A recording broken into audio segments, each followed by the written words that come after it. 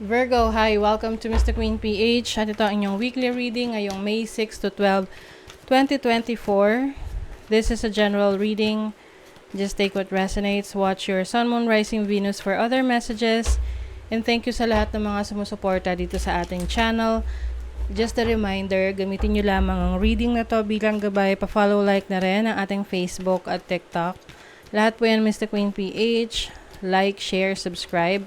Turn on post notifications para lagi kayong updated sa ating mga readings. And if you're interested in private readings, meron tayong 3rd anniversary promo, 25% discount sa tarot reading services pag nag-book kayo from May 2 to 15, 2024. Ayan. So, meron tayong link sa description at sa pinned comment. Paki-check nyo na lang.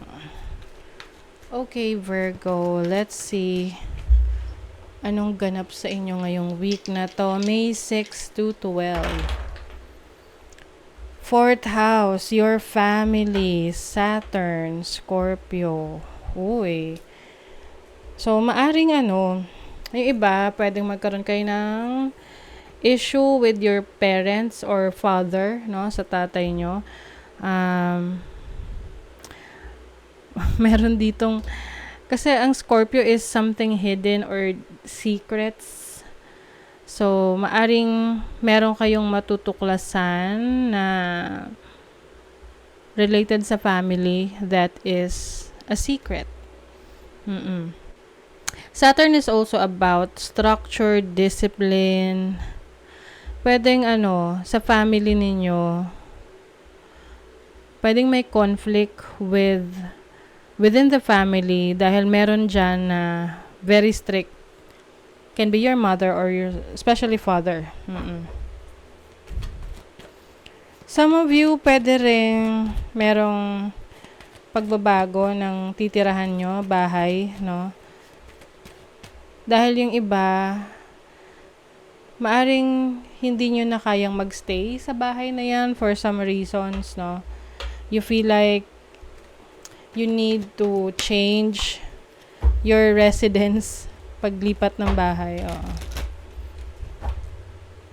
Yung iba naman, pwedeng you may experience some troubles kapag, lalo na kung ikaw ang career mo may kinalaman sa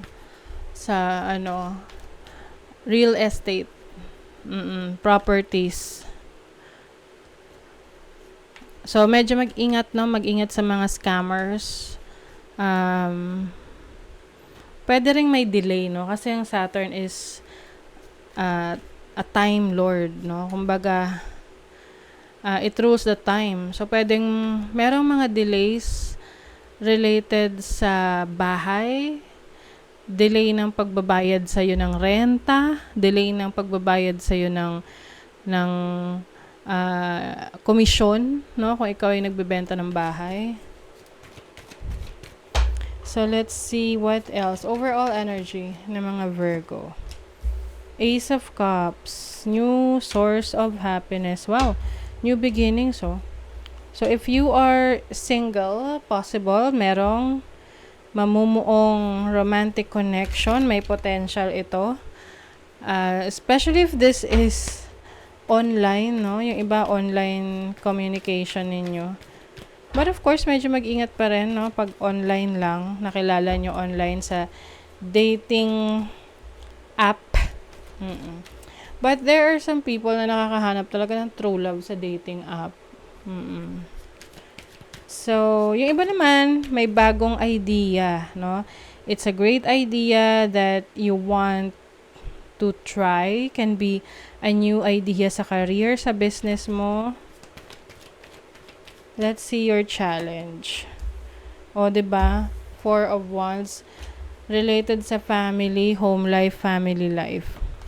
Pwede yung iba sa inyo. Oh my God.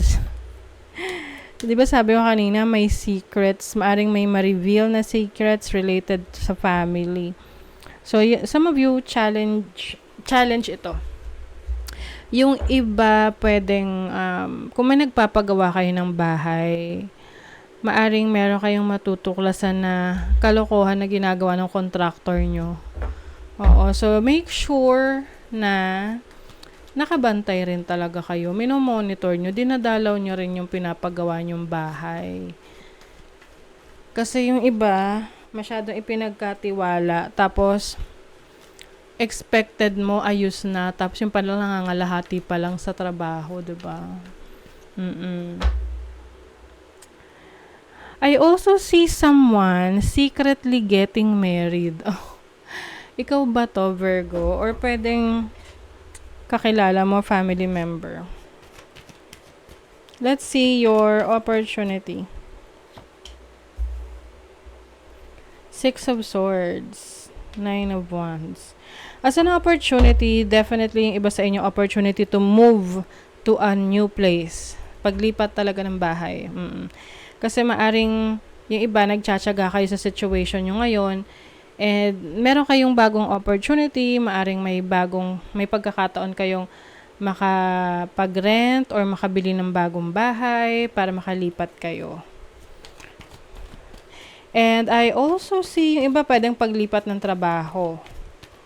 Kumbaga yung inyong mga natutunan na skills, knowledge sa dati nyong trabaho, malaking tulong yan sa bagong work, bagong career na papasukin nyo. Your blessing is the Ten of Swords and the Five of Cups. Some of you, Virgo, meron kailangang mag-end, no? There is some ending here, ending of a situation, pero in a positive way to. Kumbaga, sa una, mahirap siya kasi stressful or mahirap i-let go. Pero ito kasi yung mag-o-open sa'yo ng bagong opportunity. Para siyang blessing in disguise. Oo. Na kung hindi ito mangyayari, hindi mo may experience yung something new, something great, na may magbibigay sa'yo ng happiness. Oo. So, it has to happen na may maaring mawala, may maaring kailangan kang i-let go para mag-give way sa bagong opportunity na to para sa'yo. Let's see. Yan, mas lalo kang magiging detail-oriented, maingat, no? You're going to pay attention. Tignan mo, meron na naman hidden information. Ayan, labo. Ayan, hidden information. So, maaring iba sa inyo may revelation ngayong week na to about sa mga bagay-bagay na hindi nyo alam tungkol sa isang tao na malapit sa inyo or sitwasyon na meron kayo ngayon. Oy, freedom! Yes, you are freeing yourself from a situation na no longer serving your highest good. You are letting it go. Makes sense. Yan yung blessing sa inyo. Yung freedom. Losing something, no? Pagkawala ng isang bagay, sitwasyon sa buhay mo, para magkaroon ka ng kalayaan, at yun yung magiging dahilan ng pagsisimula ng bagong kabanata sa iyong buhay. O, diba? You are rising up. May pag-unlad, pag-angat. Meron kang mga ma-attain, ma-achieve na goals ngayong week na to. Diba? Release. Letting go. Sometimes, the best way to grow is to simply let go. Yes. Growing is about letting go. Wow! O, diba? Sabi ko, may success kayo dyan. Today is really a good day. You're in the flow. Problems are solved quickly and easily. Helpful people show up for you. And unexpected gifts fall into your lap. May mga unexpected gifts na parating sa inyo. Mga hindi nyo inaasahan na regalo sa inyo ng universe. Oo. Ewan ko, meron ako napanood sa TikTok. Or I don't know kung sa TikTok ba yun. Or isa siyang kwento ng relationship na nahirapan talaga siya muna, as in sobrang nahirapan siya doon sa relationship na yon. Sobrang paghihirap niya, niloko siya ng partner niya, buntis siya nung time na yon, And nag-cheat sa kanya, yung kanyang partner. Tapos buntis pa siya. So, parang tinatry niyang ayusin yung relationship. And wala talaga siyang nagawa. Nilet go niya yung person. And now, masaya na siya sa bago niyang partner. So, imagine that. Kung nag-hold on siya dun sa toxic na person na yon, makikilala niya ba yung new person na yon? So, this is the energy that what I'm seeing sa inyo. Na may mga situation kayo na mahirap, no? Challenging, pero may mga bagay na kailangan na kayong i-let go para mag-give way kayo sa new opportunities and new energies na parating. Yes. And that's going to be success para sa inyo. Releasing something to be successful. So that is your reading, Virgo. Thank you so much. Bye.